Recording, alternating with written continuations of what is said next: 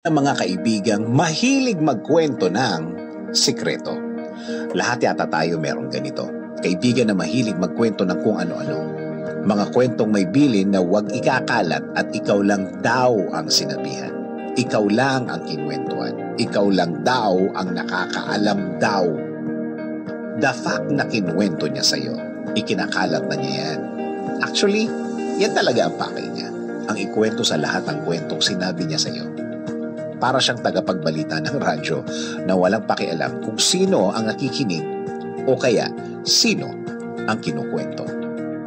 Pustahan tayo. Hindi lang yan ang first time na may kinuwento sa iyo ang taong yan. Marami ng pagkakataon ang nagawa na niyang ganyan. At isa ka sa mga beneficiary ng mga ganyang pagkakataon. Masakit ang susunod na sasabihin ko. Kaya magsusorry na ako. Dahil may marirealize ka sa sasabihin ko na sana kapulutan mo ng aral at sana may magbago sa iyo. Kaya kanya laging kinukwentuhan. Kasi nga, mahilig ka rin magkwento ng ganong mga kwento. Oo naman, birds of the same feather flock together. Ika nga. Saan ba yan magkukwento kundi sa taong may nakukuha din siyang kwento?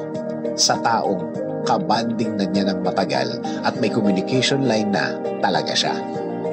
Iwasan ito. Iwasan ang ugaling mapanira ng iba. Iwasan ito. Iwasan ang ugaling mapanira ng iba. Iwasan ang panghuhusga ng iba habang wala pang seryosong nasasaktan at sinusugod ka. Tigilan na. Stop na. Baka makahanap ka pa o kayo ng katapat nyo. Nasa dulo pa naman ang magsisisi. Wala nang atrasan yan, wala nang balikan, wala nang bawian yan. Once na nabalitaan ka na may sinasabi ka, delikado ka na. Ang mahirap, baka may madamay pang iba. Sa mundo pa naman ng kachismisan, minsan, sinabi mo nga isang bagay, pero nung nakarating sa tao na nasaktan, may dagdag na. Iba na ang kwento, iba na ang takbo ng mga pangyayari. Ulitin ko lang, nasa dulong pagsisisi.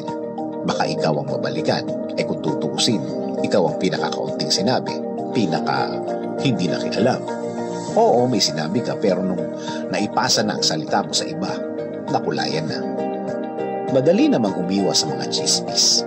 At alam mo naman kung ano ang tono ng mga marites ng panahon ngayon. Alam mong walang pakay ang mga taong nagkwento kundi ang manira ng iba sa panahon ngayon.